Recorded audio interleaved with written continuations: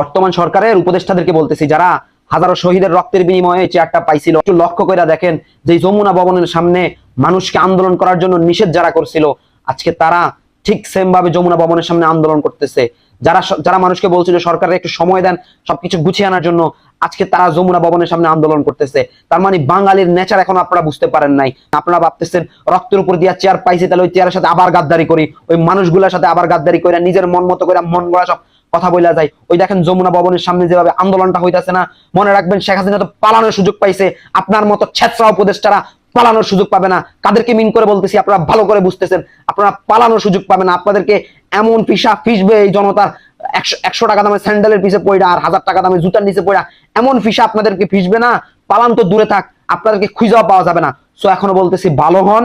ওই যে এসব কারোর দালালি, কাউকে এককভাবে আবার প্রতিষ্ঠা করা, আবার কাউকে এককভাবে সবকিছু ছেড়ে দেওয়া যে চিন্তা ভাবনা আপনারা করতেছেন, এই জনগণের সাথে গাদ্দারি কইরা আর এই রক্তের সাথে গাদ্দারি কইরা, এই বাংলাদেশে কোনো কিছুর যদি সিদ্ধান্ত নিতে হয় তাহলে সবার আগে শহীদ পরিবারের সাথে বসতে হবে।